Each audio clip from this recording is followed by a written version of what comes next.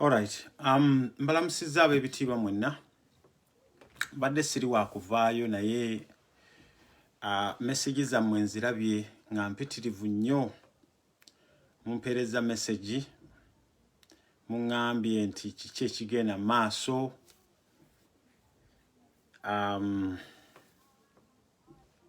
Mumpeereza message muŋŋambye nzije nnyonnyole eggwanga kiki ekigenda maaso. Kakati gano ge mawulire genzije mu bakulu bannange, genzije mu meeting gye tubaddemu. Abantu abasinga abamu meeting eyo abasinga temubaddeemu, abasinga anyway sizze wano kati ku blaminga muntu.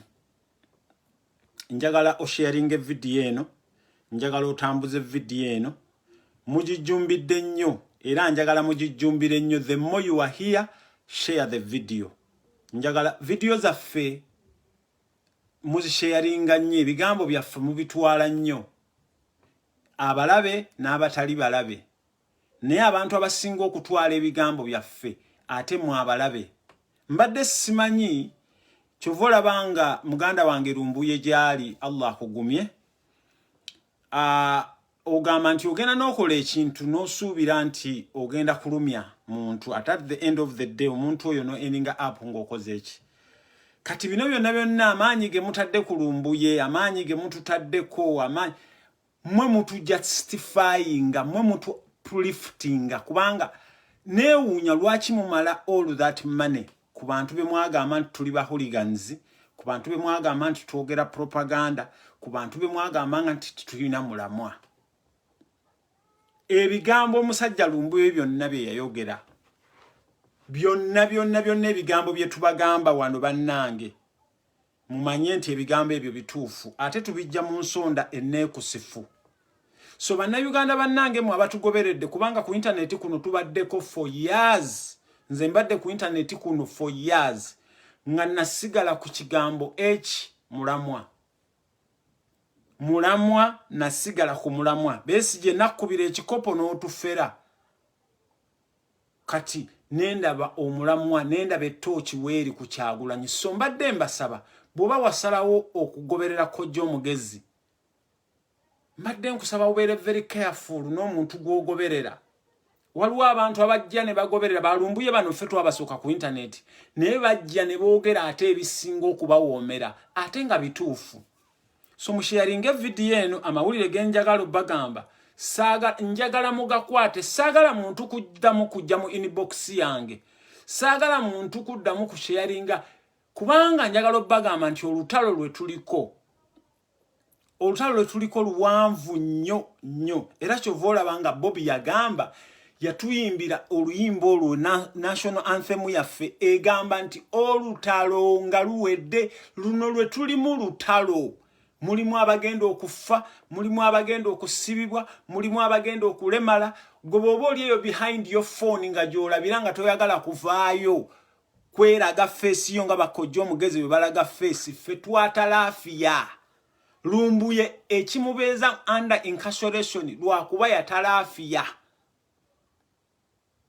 Okitegeera? Uganda zaabu bw'oba oyagala ntuukire ku nsonga, please mwe muli mu hidinga na mu fake account, gwe genda ku NTV, genda ku BBS Telefina, gwe bw'oba nze bano abantu bange nsooka bakumaakuma. Gwe bw'oba oli in hurry, era twalina engombe egamba nge South Africa nti there is no hurry in South Africa. Abantu abeere South Africa mukimanyi. Oba mukitegeera? So nze abantu bange wano nsooka kubakumaakuma, nsooka kubategeka, nsooka nembategeka nembatuusa ku nsonga gye ŋŋenda okubawa nga bagitegedde. Omanyi abantu abamu Allah yatuwa tuli bazibuzi, tuzibula abantu. Oyinza okulaba omuntu ng'ayina amaaso naye nga talaba, ng'ayina ennyindo naye nga tawunyiriza. Waliwo abantu abali wano ng'agenda mu toilet n'ateekayo bw'ati munansonyiwa, n'ateekayo bw'ati engalo, bw'amala okuteekayo engalo bw'ati n'awunyiriza. Oba mukitegeera? So please mbadde mbasaba, singa munaalaga ebintu bino okupapa, tetulina kye tugenda ku achievinga. Abaswahili bagamba nti haraka haina mwendo. haraka haina mwendo okwanguwa tekulina okupapapapapa toyina kyofuna mu kupapa kati waliwo abantu abanoonya zigundi kati ndabyo omukyala simanya ono nana simanya ani ano yanoonya likes abantu baagala nnyo zirike nze kojja omugezi ne bwembeera n'abantu babi kati ninako abantu 100 bebangoberera nze nkola live zange mbeera mu bantu 2 bebange saagala bana abatijjambo ate tugende tugoberere kojja omugezi bw'oba ogoberera kojja omugezi jangu stickinge ku nsonga kati musharinge video ngenda kutandika baganda bange eno njagala kugitwala nga warning era njagala okubagamba nti bino ebigambo byengendo bagamba mugenda kubeeramu ebihatinga mugenda kubeeramu ne ebisinga bigenda kuba hatinga naye nga ge mazima era njagala okuba warninga mwenna nti eno ensonga ya Lumbuye ejjenga ekyokulabirako eno ensonga ya Lumbuye ejjenga ekyokulabirako bwe tuba twakeera ku makya ne tukwata emmotoka ne tugigulira mukama waffe bulletproof therefore naawe buli woobeera ng'oyogera ku nsonga za nuupu bino ebintu bya nuupu bya ddala si bye bya FDC si bye bya anti n'enswa si bye bya DP bino ebintu bya nuupu bya ddala bino ebintu bya nuupu bya ddala Ibula nagaana okubulookinga gwe sijja kubulookinga gwe bantu abagenda mu toilet ne bakwatayo bwe bati ne bawunyiriza gwe nagaana okubulookinga sijja kubulookinga gojja kweganjirwa wekka okoleki so bannange mbasaba mwenna abalwanirizi b'eddembe bwe mubanga muli ku kintu kino ekintu kye tuliko kya ddala tutwala Museveni ye Museveni twagetinga rid of Museveni tuli abantu betulwanyisa be bano bakadeideyi be ba mafia be kati mwenna mwamanyi adda mu luyimba talunyumisa mwamanyi engeri Lumbuye gye yakwatibwamu bannange njagala bagamba nti abantu Lumbuye teyakwatibwa gavumenti ya Uganda abantu abali interested mu Lumbuye be ba mafia ababadde bakola ebintu ebyo nga including abantu abo nga bali mu government ya Uganda abantu abali mu government ya Uganda betu eyo si government ya Uganda eriwo government ya Uganda ye government ya Nuupu government ya Museveni sigita government ya Uganda obamukiwulira Lumbuye yakwatibwa abantu oba Lumbuye abantu abamwesibako nti bamwetaaga be bantu bano bemulaba kyofula bange ebintu byabwe matankane ng'empale za Museveni kati Lumbuye bwakwatibwa ne bagezaako nnyo okumubeera nga bamutwala Abannayuganda abaali ettake mwakola omulimu gw'amaanyi ne mubeera nga mwalaatinga polisi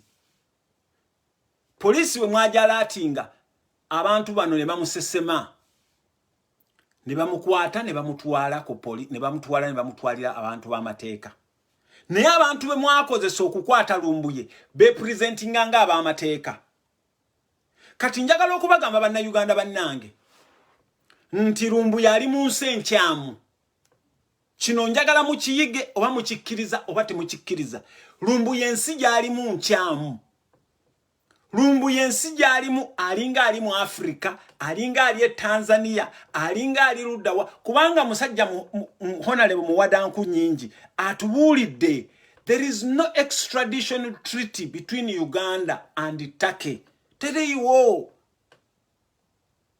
tewaliwo extradition treaty between Uganda ne Turkey mukitegeera kakati bana abasajja bemulaba Nsereka I don't rule you out mudiru ene yali yagala okuzaayo Lumbuye era Nsereko wakuteneka video mu evidence gye mwagala okupresentinga in front of Lumbuye ye ka video ke nakola ne Lumbuye by then yali tanagulawo na page Lumbuye by then yali hostingibwa ku Kyoto Nsereko ka video yako Lumbuye bwe namukyaza wano nga tuyinvitinga abantu nga Nsereko tonajja na ku Facebook ka video yako Lumbuye najja na akugamba nti bwe muba mwagala Uganda eterere era wawulira nze bwe namuddamu bwe muba mwagala Uganda eterere naawe oyina okufa keko ka video nsereko you have invested a lot of money ne ba mafia banno bwe muddayo mu ka video yako mukalaga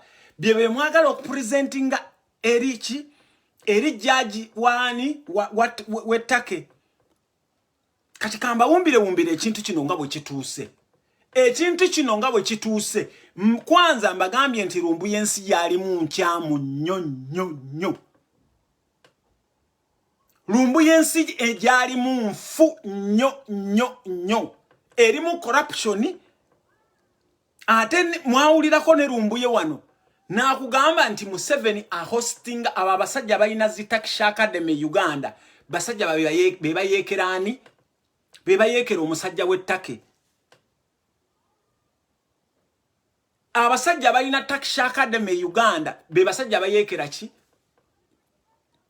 so kino ekintu take bwebe kyeberedde ensenkyamu nti bakwata omuntu alina immigration fe wane waffe bakukwata ngo oyina immigration be it United States be it wa ebyo bikolebwa eyo mu bisisi sebye ekigwagwa Lumbuye by now singa bamulese ne bamukola ki kati bano bwe bamugira ne bagamba mbuno passport teriko simanya bichi ne baleta evidence ezo zonna mu evidence eno mulimu ne yakatumba wamala mu evidence eno je mwagala okupresentinga in front of the judge mulimu nti Lumbuye abadde akolagana n'abantu b'omu government ne bamuwa information because namu abantu abo mwagala okubamanya nabagamba ne mbagamba nti bwolaba ebyama byewakanga bifuluma webuuza kiki ekigenda maaso you fix up your house kati Muhammad Nsereko njagala okugamba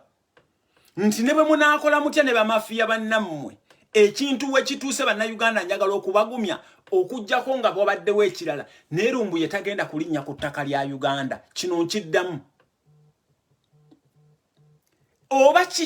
oba kinaabeera kiki naye Lumbuye bwatuuse kati watuuse mpozi nga mugenze nemukolagana ne prime minister w'ettake we president w'ettake government ya Uganda yeyekifere nemubaako bye mumugamba nti tukuwa bali naawe tuwoono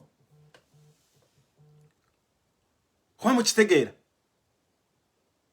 so mwegendereze nnyo ebintu bye mukola ki kakati tutambudde Lumbuye bamukutte bamulese kakati bano be bategeera embassy ye Ankara ne alatinga embassy ya Ankara ne alatinga tax authorities ne batandika okubeera nga bawumba era embassy ye Ankara eya Uganda erina a big file against Lumbuye. In fact bo basobodde n'okufuna gundi lawyer bo bayina lawyer bamutaddeko ebisango ebiyitirivu kakati naffe bwe twategedde nti kiri bwe kityo kwe kufuna lawyer wa Lumbuye ng'asinziira mu America n'akozesa connection bannange njagala bagamba abamusinga mwebuuza nti ate lwaki lawyer wa Lumbuye abeera mu America nze kojja njogera naawe ondaba worldwide ebintu by'ennaku zino tebikyalinga kutuma telegram oba kusindika baluwa nti egenda kugira omusajja ojjabuzi ku internet papa n'ofuna legal firm twamaze dde okusecuringa legal firm ne human rights lawyer chovola bango olwalero contribution zibadde zigenda mu maaso naye njagala okubasesa bwe tutaddeyo link ya contribution abasinza okubeera ku contribution eyo bebafere ba Museveni abasinga okubeera ku gundi eyo ku Zoom meeting eyo gye tubadde kubanga fe Zoom meeting gye tutegese tebadde nga ya mayega gye yategeke ya kabaka ene badde alaali era abantu abasinga babadde bazzeeyo okumanya bannaye njagala okubagamba nti tuli buli omwagumye munne mu Zoom meeting omwo muzzeemu ennamba nti bw'oba oyagala kuwaayo ssente ng'oli South Africa ng'oli Uganda abantu ne bajja ne batandika kuteekako ennamba ez'ekifere bannayuganda bannange baleme bakwata speed abantu bataddeyo enamba ez'ekifere abantu abamu abapapa not to set mu papier lwakuba Lumbuye mumwagala so naye mugende empola bannange bw'oba olabye bwe baba bakubikira nti kojja afudde leka ate kweguzulunga kwesula mu train. There is life, there is another life tomorrow. Whatever is going to happen to Lumbuye, the struggle will continue. Naye we are fighting until the last man. Kakati ebintu byonna byonna tubitaddemu in place. Honorable Zaake Gulu yazze n'abalaga ku letter gye tu draftinze. Ebintu byeno temusuubira nti Honorable Zaake engeri gye yabalaze ebbaluwa gye ba draftinze. Nti ate bagenda genda nti nno kiki nti ate bakwatagane n'abe Holland. Ekino nkiddamu. Bannayuganda ekizibu kye mulina temwagala kusoma. Temwagala kusoma tenaddala mu abantu abali ku internet. Message bw'ebeera empanvu eyo temugyagala. Honorable Zaake yataddeyo n'akugamba nti ettake tugenda kukola bwe tuti tugenda kukola bwe tuti tugenda kukola bwe tuti ng'ebintu byonna byonna biri mu open gundi kubanga ffe nupu tukola ebintu byaffe muki naye abasinga mwapapye mu Lumbuye bamuwadde citizenship Holland gye muyita Netherlands tebanna babagambye nti Netherlands ya acceptings okubeera singa ttake emugaana kubanga kati all responsibility ziri ku ttake. Era njagala bagamba looya asinzira mu America omukyalo oyo ayogedde ng'ayita mu looya we wa Lumbuye ali ettake ayogedde ne Lumbuye ebigambo biboogedde baganya okubidisclosinga ate njagala okuyisaawo wano apology muganda wange Anza nyine ekigambo kye nnakugamba nsaba onsonyiwe muganda wange Peter naawe nyine ekigambo kye nnakugamba nsaba onsonyiwe kubanga ntegedde olwaleero oba mukitegeera so bwe baataddeeyo okusaba kwabwe ne kuforwardingibwa Lumbuye agenda kutwalibwa mu kooti biiti nti Lumbuye agenda maaso ge kooti enkulu Lumbuye yeetaaga strong legal representation mu Luganda kitegeeza nti Lumbuye yeetaaga looya ow'amaanyi sikuleta bano ba lawyer ya nani lawyer sikuleta ba lawyer nga Nsereko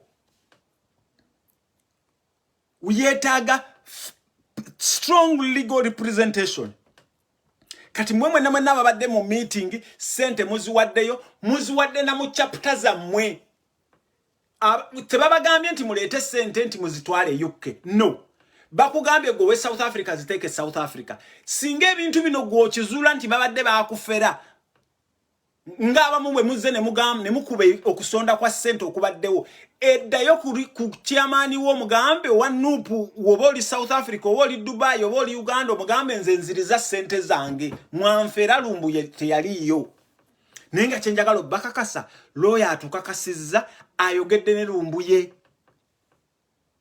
n'ekirala chenjagalo bagamba bannange government eno eyekimpatire ya Yoweri Kaguta Tibahabulwa Museveni bagenze ne bakwata ebyo bi TV byabwe ne baleeta omusajja oyo omusajja njagala okubagamba sitaata wa Lumbuye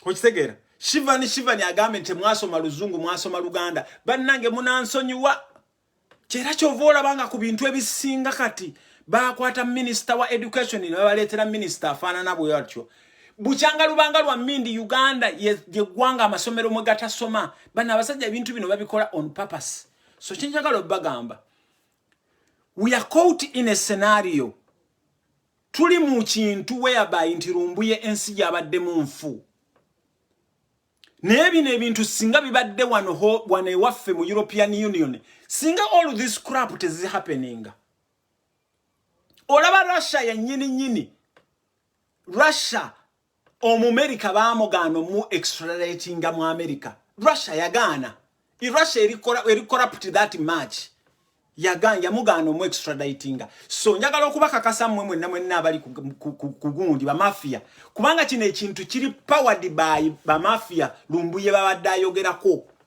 ngate ba mafia bano be bawamba Uganda eyo nga tata waabwo jajja waabwe ye Yoweri Tibahabulwa Museveni mukitegere ekintu kino ye Yoweri Tibahabulwa Museveni. So njagala okubakakasa waliwo amawulire agafulumye mu URN simanya kapapula ki balina bu tabloid obwo. Bu tabloid bwe Uganda ate kati mumwerabidde. Mulowooza lwaki twavayo wano ku Facebook? Lwaki Museveni akuba Facebook? Lwaki abasajja ba Museveni tebaagala Facebook? Wamukitegeera? Lwaki abasajja ba Museveni tebaagala Facebook? Okumanya njagala okubasesa nti ekintu kyalumbuye kyamaanyi nnyo. Abantu abamu bajubilatinga waliwo ka video kenjagala okubalaga. Munindeko katono nnyo temuvaako. Waliwo ka video kenjagala obalaga. Nkomyewo munansonyiwa. Bwe mwaba bakyazanyisa ekintu kyalumbuye. Waliwo bano bagundi. Balabanga lumbuye bwatabeera ku screen. Bawulira bassa. Abantu abatalaba kulumbuye ku screen balabika bassa. Mulaba abasajja bano. Bazima Museveni ekintu kiyakola nekintu kyamaani obale kwata lumbuye katuliye nyama twabakwajira obalabye mulije abakunywa bia munywe bia abakuwa Museveni yakola ekintu kyamaani munonga kwata lumbuye lumbuye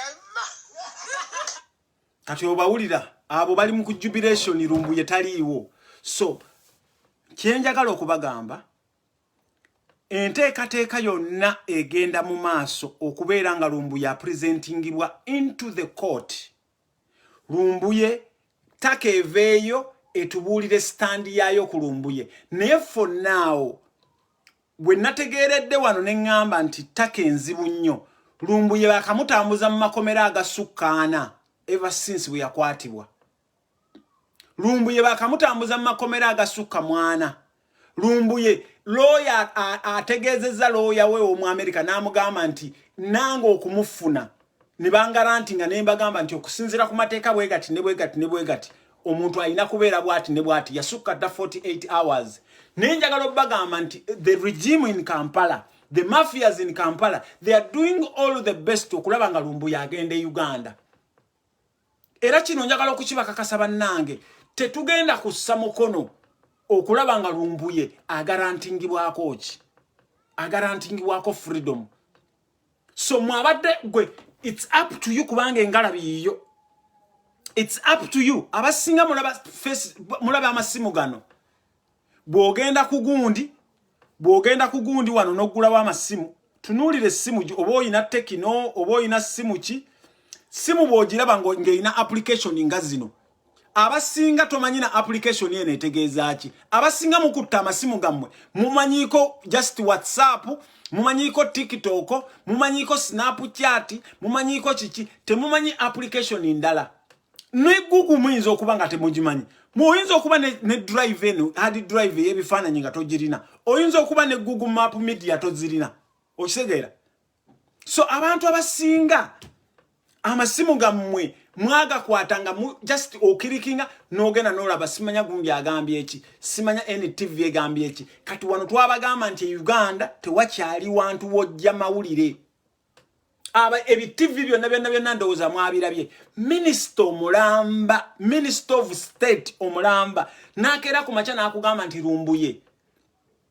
lumbuye ali kunyonya jja bala mugwe kenyini barugahari obaddeyo mu Zoom meeting obadde ono nayo ki ngate wagamba nga lumbuye wano nti ayogera ki bala mu barugahare wagambye mbo oyagala lumbuye ajje mumusonyiwe mumukole ki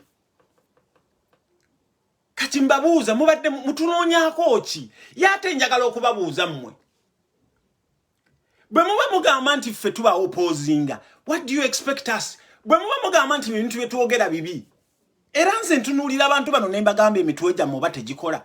Bwe mukeera ku makya ne mugamba nti kojja omugezi asubscribinga ku Nuupu, kojja omugezi asubscribinga ku Kyagulanyi ng'awakanya enfuga eri e Uganda. What do you expect me okujja wano ntandika okugamba Mama Museveni mulungi, Muhoozi Kanyerugaba mulungi, Mama Janet Museveni mulungi? I don't talk that crap.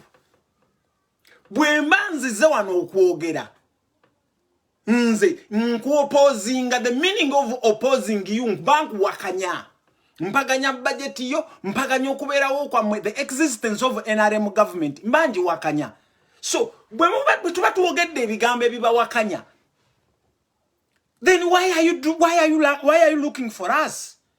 If I stand here and I oppose you, and you have a leader of opposition, go spending that taxpayers' money, what do you expect? Why Matthias Mpuga na yogera? I am supposed to talk. Lumbuye is supposed to talk. How much tegera? Wanomatu gamba.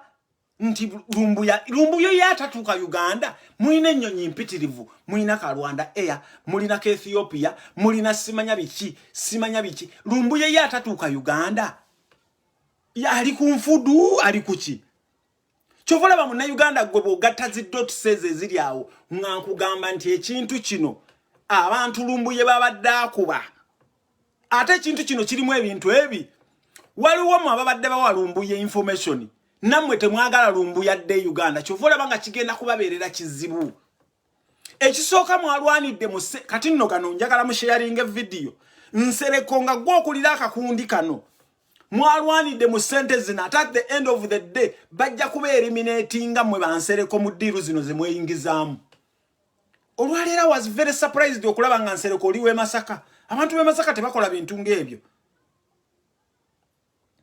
njagala okubabuulira bayomba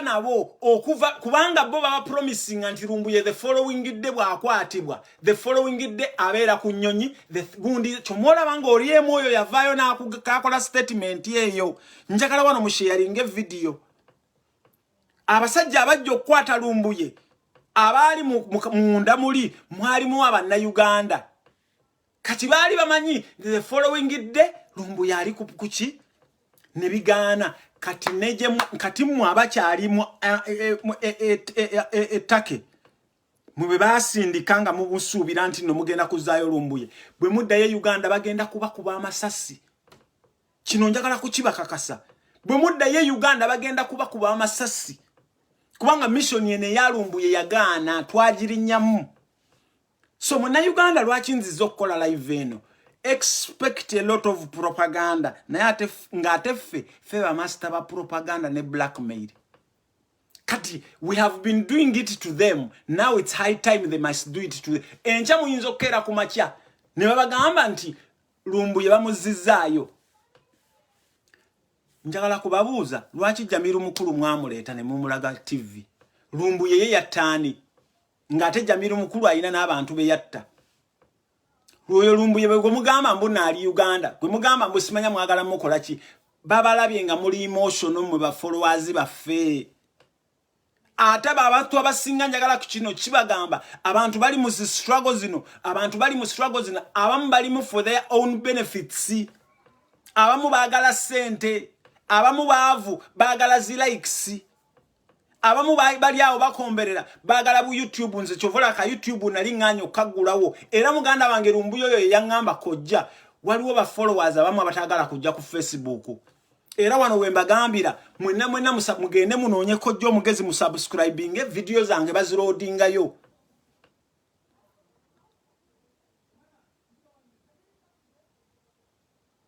Homo kitegeera so njagala kubagamba mwegendereze ku bintu biriwo kati wakati kakati wano wetuli agenda okuwininga wano tuli ku finals za Champions League the best team meeting kubanga ne bali abasajja you don't rule them out eranze waliwo mukwano gwange yangamba mwe kojja bwe mwefuula public domain expect a lot gwe wenna munna Uganda avaayo noyogera ku bintu bya nupu ng'oli mu kasisisi akayabayaba kino ekintu kya Lumbuye kikuyigirize gwe wenna munna Uganda avaayo nga soko checkinge human rights choko checkinge rule of law yakasiko olimu bajja kukulumba naddala mu abali e Dubai siba discouraginga kubanga nze wano Ireland wendi singa all these days sandi baddewo kudiru chi Museveni onvuna yengo mvunana chi Lumbuye mvunana chi Museveni wavaayo mwe mwavaayo mwenna nga mukuliddwa oyo Museveni wamwe ne mugamba nti you killed Ugandans.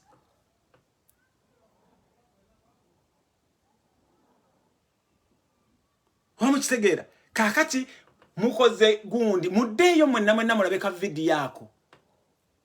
Namboze lwaki yeta nsereko gwe asattira lwaki Namboze tanavaayo. Lwaki Namboze Lumbuye yavaayo nti babo Namboze bonna bayina okufa. Imagine yakyogerera na mu perception.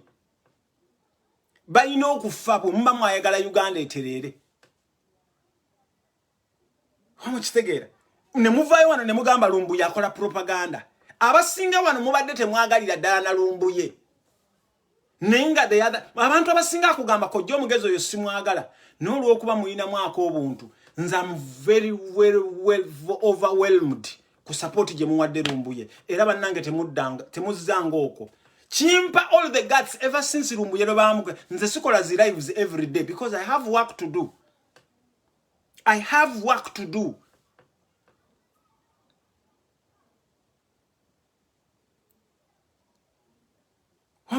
I have a lot of work to do. Ne kati njagala bagamba oba olyawe essimu enejjudde eno gye mulaba. Abamu bakukubira kojja. N'abantu bobadde omanyi nti ba regime. Nakugamba waye at least kati tussa. Aba regime bakukubira ne bakugamba omusajja abadde atukuba nnyo. Omusajja 1 2 3 video ya Lumbuye badde ogivaako abadde ogivaayo ko kenogena n'ogikirikingako. Ngeri mitwalo 3 mitwalo 10 mitwalo emeka because omusajja ekintu kyabadde ayogera kibadde kituufu. Ne banna Uganda bannange especially mwe ba fighters especially mwe abakola emirimu nga gino soko otunuulira akasiko olimu mwe abali awo mu bawarabu abawarabu awo bafu. Singa Lumbuye abadde UK singa Lumbuye abadde mu nga Holland abadde mu Schengen countries oba mu European countries singa ono wahala tetumulimu. Singa ono wahala era bwe muwulira nti kojja omugezi bamukutte UK chapter 1 nga ba dispatching nga bakola ku lawyer then batuula mugundi kiki ekigenda maaso nga bigwa n'okugwa singa egwo musango gwawedde dda.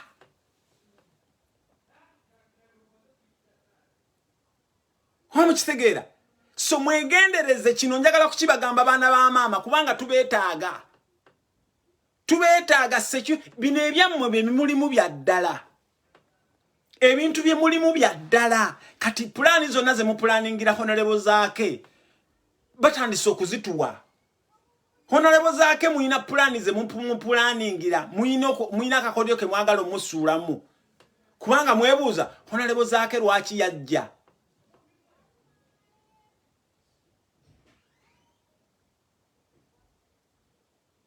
Mukitegeera ate njagala mbagambe ekintu kimu.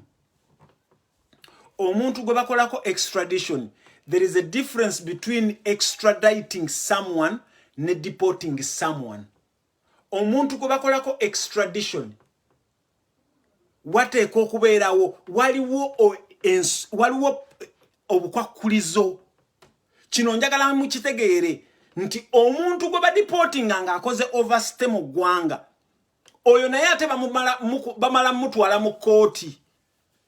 Takeno nga bwebe evunana Lumbuye nti ne ya overstaying mu ggwanga era eteekwa mutwala mu kooti ne balaba n'omuntu gwe bagenda okudibotinga tagenda kufuna danger.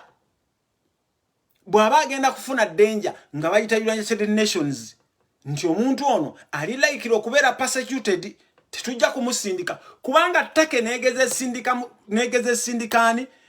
sindika Lumbuye Uganda Lumbuye ne bamunyiga fe tusigala Take tugivunaana.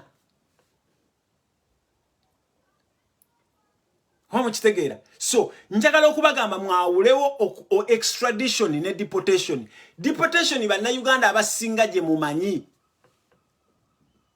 waliwo omwami abadde annyumiza wano Zambia era munna Uganda bobe era kyovola banga banna Uganda basinga temuulira banna Uganda bali Zambia bakolaki kubanga oyo Lungu akolagana bulungi nnyo ne Kagame akolagana bulungi nnyo ne Museveni waliwo omusajja Omunyarwanda gwe baakwata ne bamuteeka mu nnyonyi ya lungu ne bamutwala paka Kigali.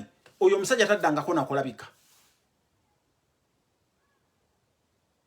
Omukitegeera. So mwawuleewo Lumbuye stage gyatuuseemu. Lumbuye stage gyatuuseemu ya extradition. Simanyi bwe nkinnyonnyola mu Luganda. Bannange gwalaba video yange. Lumbuye stage gyatuuseemu taliiko deportation. Kubanga bali abasajja bagezezzaako kumudiportinga ne kirema. Kati gundi gyalimu field gyalimu ya extradition. Ate ttake nga bweri candidate mu Geneva Convention. Ino kumakinga sure nti omuntu kwanza take terina extradition treaty na Uganda tekiriwo.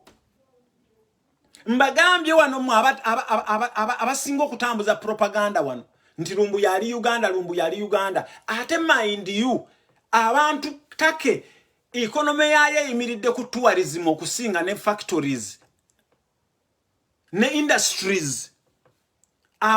Tourism abafuna nnyo abantu okuva Europe wano. Take ekimanyi nti singa etandika okuzaayo abantu ekigwagwagwagwa ebyekisirusiru ng'ebyo take ejja kufiirwa ki? So mwegendereze nnyo. There is a difference between extradition. Extradition kitegeeza ki?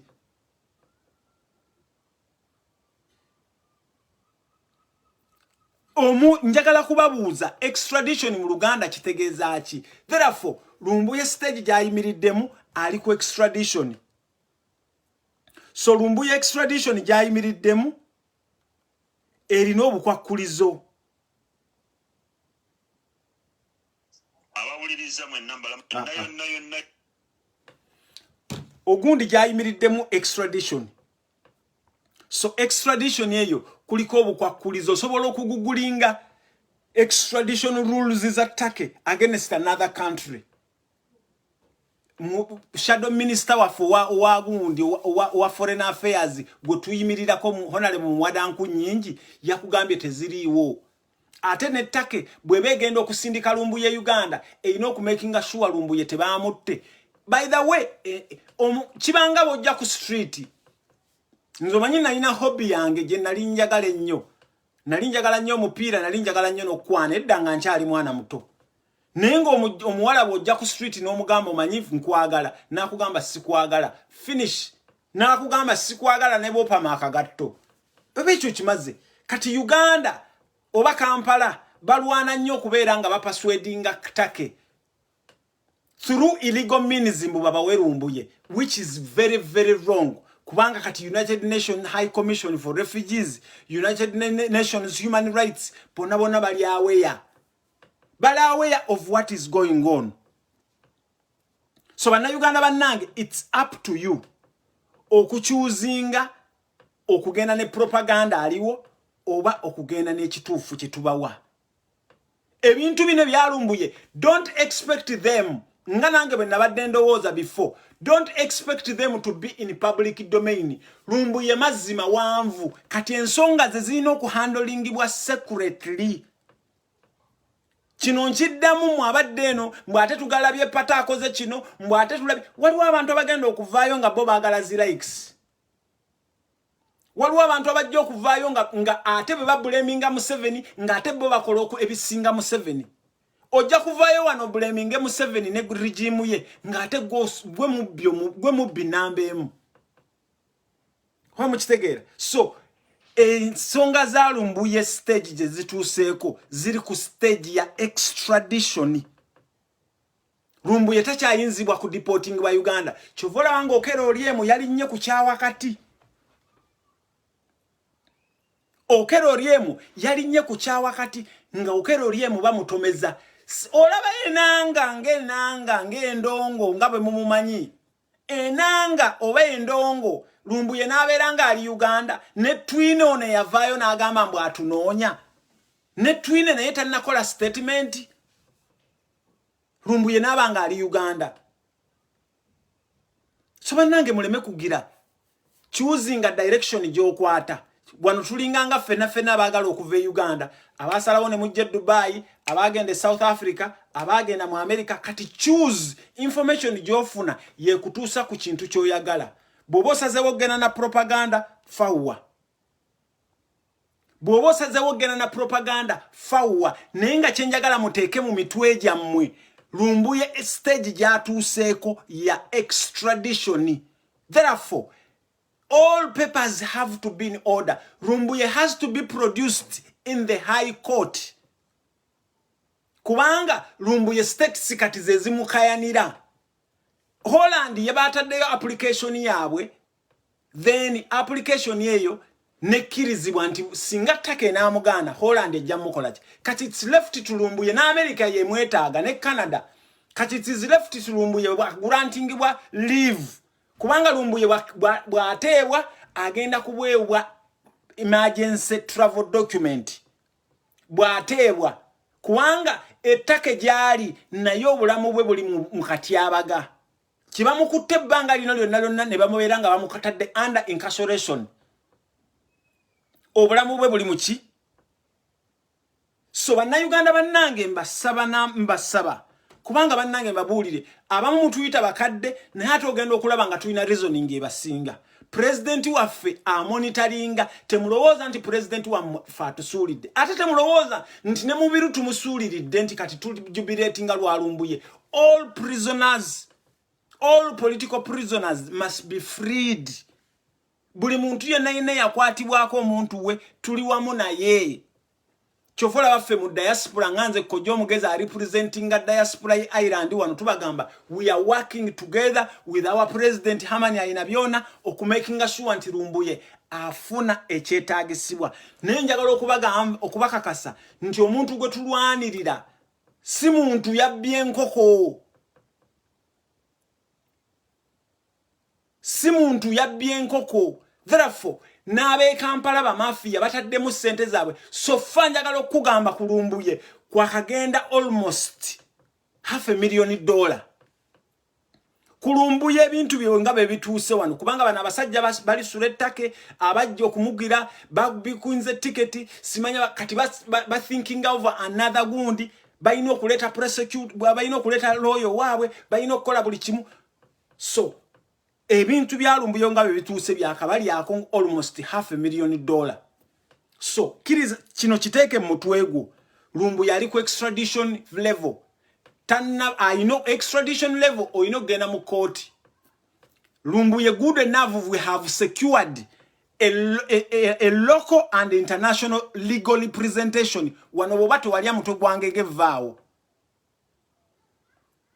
then tugenda yo tuweyo argument zaffe lwaki Lumbuye taddizibwa Uganda nate nettaka okumudiportinga ateekwa okubanga alina omusango gwe yazza mu ttake mwabadde batategedde bintu bya Lumbuye bisinga sagala kubimalayo kubanga ne Lumbuye waagenda omukwataawo teyali irigale mu ttake kino njagala kukibakakasa nti Lumbuye ekimubezeza mu kkomera bye bisango by'ekimpatiira bino ebyava e Uganda in one of those gundi ka video kange ke nakola ne Lumbuye mwekali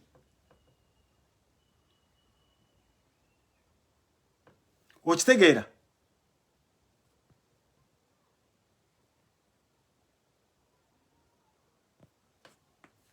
so omanyira za ngambye nti abe Ireland tebatulaba nga tu protesting nze bondaba wano nze mbambali chikiridde si buli muntu yena ogenda kumulaba ku street nga protestinga waliwo abantu abali eyo undercover chovola banga we've been successful in this war to overthrow the NRM tukozesa amajja ag'omu bbanga tukozesa ag'oku mazzi tukozesa ag'oku media tukozesa everywhere chovola banga we've been successful kubanga bino ebintu bye tulimu bya ddala bino ebintu bye tulimu bya ddala era naawe atannatwegattako so I don't know where you are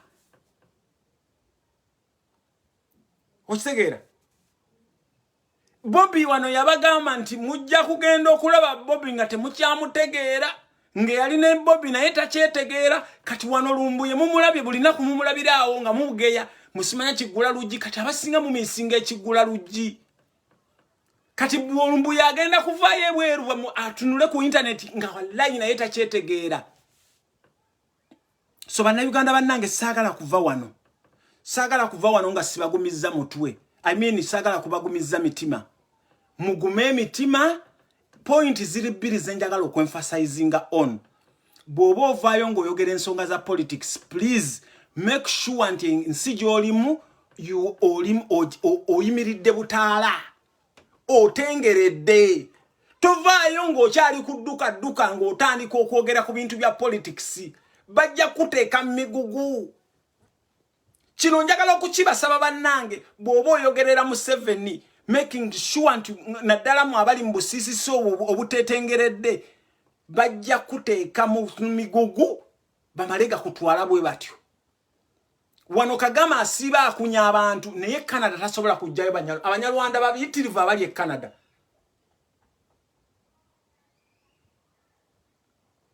So njagala okubasaba mwenna mweyongera okutweetinga. Mweyongera okutweetingira Justice Department ya Take.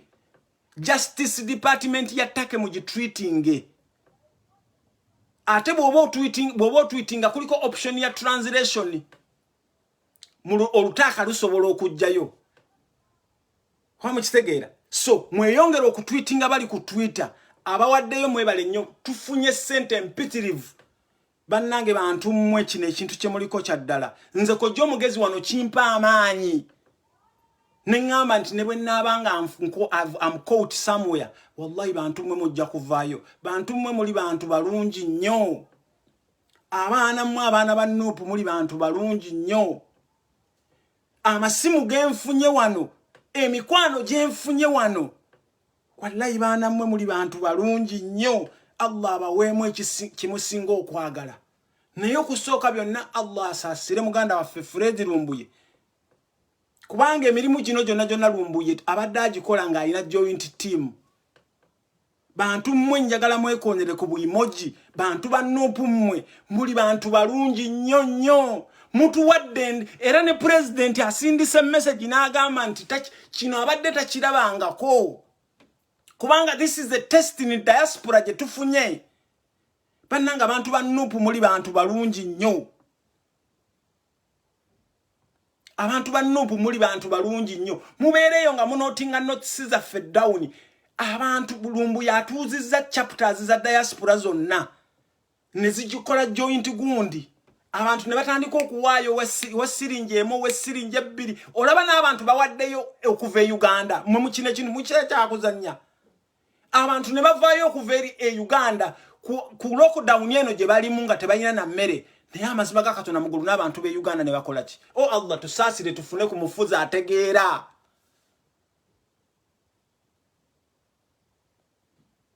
Wama kitegeera? Kaakati nno njagala okubagamba. Munindeko katono. Munindeko nyenda kusoma message eno. Munindeko katono. Kaakati nno eno breaking news. Eno breaking news jenjagala okubawa mu sharing video. Eno breaking news. Eno breaking news. Omu kuba regime gundi andabye wano. Omu kuba gundi akungandabye wano agambye nti agamawulire ge babawa gali fake omusajja akyali yettake. Oba mukitegeera. Omusajja akyali yettake. So mwebale nnyo mwebalire ddala. Nekye mbagamba mulina okumanya Lumbuye waali agenda kubeera presented in the court.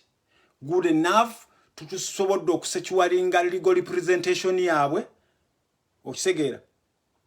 Era ne kiri honorable zaake baluwa gye yaleese yandibadde esigalayo naye yagiririzinze kutegeeza bali nti nno kubanga abantu abamu babadde mwebuuza kyekiddako n'ekirala kyenjagala bawoninga wano stage endala eno gye tugendako stage eno legal team gyegendako egenda kubeera so crucial egenda kubeera stage ya kazigizigi gwali wano ngo basindika ku mwana ng'omwana akuli wano nze nalindabyeko mukyala wange ng'azaala it's death.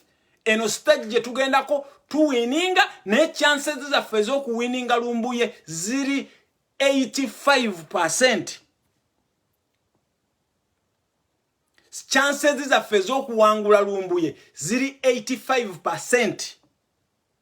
Okubeera nga tumuwangula. regime inako 15 nchiddamu chances z'okuwininga Lumbuye ziri 85%.